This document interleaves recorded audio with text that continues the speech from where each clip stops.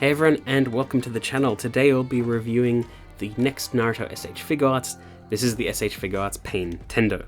And it's another P. Bandai Naruto figure, and so far the P. Bandai Naruto figures have been absolutely mind-blowing. But this one I think breaks the streak. Now it's a good figure, but it's not crazy by any means. It's very much something we've seen before, and in some regards that's okay, but the higher premium price point might not really match up for a lot of you if you wanted to grab this figure for yourself. However, as a character, the Pain arc was one of the best arcs in all of Shippuden. It could have even been a capping off point for the series. There were a lot of plot points still unfinished at that point, but I know that a lot of people sort of dropped the franchise around then just because it was a really good sort of dropping off point for a lot of people because it resolved so many things, and it was just such a well constructed and amazingly done arc with a really cool finale and some really crazy stakes, and Pain was central to all of that. The whole Akatsuki arc was incredible. Anyway, now we have him in S.H.Figuarts form, and it is a pretty good figure, like I said, just not mind-blowing. So taken out of the box, here's what Pain comes with. So he's got 3 faces, several alternate paired hands, a rod/blade, I don't really know how you'd describe those, as well as his Akatsuki robe.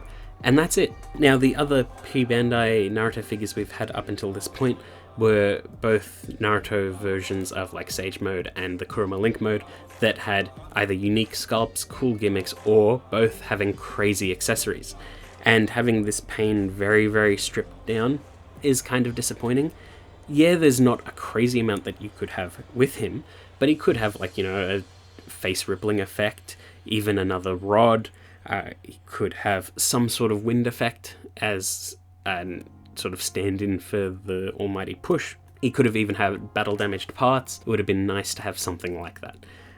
But as it stands, it is a very standard figure, and in some regards that's fine, but because it's a P. Bandai, it's kind of disappointing.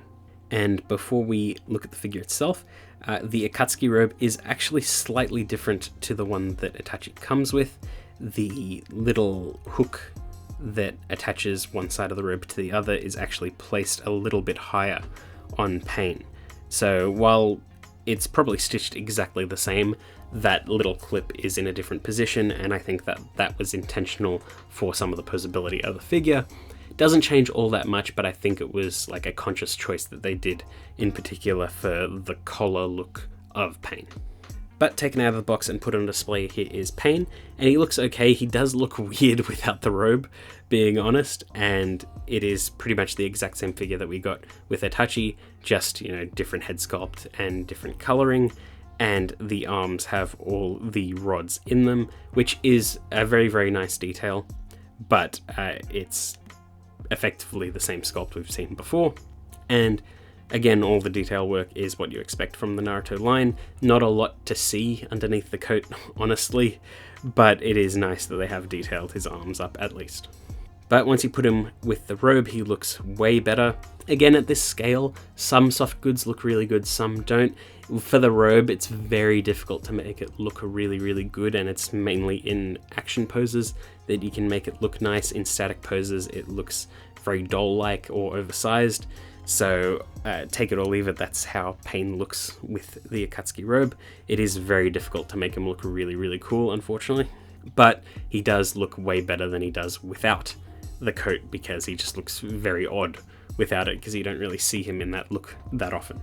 But here he is next to the Sage Mode Naruto, so you can see they scale pretty well together. And you can see that the soft goods, even on Naruto, looked a little bit weird in base static poses. It's around the collar area that they look very strange, or around sleeves, and it's very hard to get it working just right. Posability on Pain is, as you expect, really good. So head can look up and down that far. There is a ball joint at the head and neck. The arm can move out that far, rotate all the way around. Butterfly, no problem. Swivel at the upper arm, bend at the elbow, and ball hinge at the wrist. None of his rods get in the way of any of the posability, which is nice. He's got a ball joint in the upper chest, as well as swivel at the waist. He has a floating piece just above the waist, and it all works very seamlessly. His skirt piece is divided in half and rubberized, or it's like a soft plastic, and it doesn't get in the way of his splits, and kicking forward and back are perfect as well. There's a swivel at the upper thigh, double bend at the knee, little swivel at the lower ankle, ball joint at the sort of like cuff, as well as a hinge and pivot and bend at the toes.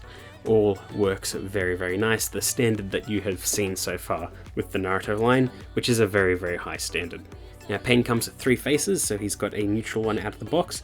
All of the detail work on these faces is absolutely fantastic. The headband looks good, the eyes are incredible, and all of the piercings on his face look fantastic. He's got a teeth-gritted angry face, as well as a shouting face.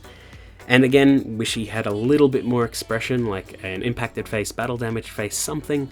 But yeah, that's what we've got. It's fine. It's just, you know, the standard loadout. But with all that, you can get him into some pretty good poses. Again, it is kind of difficult to get the coat looking just right, but with a bit of work, I think I managed to do a pretty okay job. It's just difficult to get it to hang in the right way without it looking awkward or just like draped over a figure. And his almighty push moves are a little bit difficult to capture with the coat as well. But I think I did an okay job of it. Tried to recreate a couple iconic shots as well as the promo images. And I think he pairs very, very well with the Sage Mode Naruto. And I think that's when he looks his best. But overall, a pretty good figure, nothing mind-blowing. Again, I don't think it should have been P. Bandai, or I think he should have come with a bit more. Yes, it is hard to achieve that. Would have been insane if it was actually like a 3-figure pack, so it's like the main body and like 2 of the sub-bodies. That would have been really, really interesting too. But I understand why they went down this route. But I just think there could have been just a little bit more. Even just like alternate faces for characters, or like even a stabbing effect like what they did with Dr. Gero and Yamcha. That would have been cool, because you could do something like that with Sage Mode Naruto, like alternate forearms. Would have been something interesting. But still a pretty good figure, and I hope you enjoyed that video, and I will see you all next time.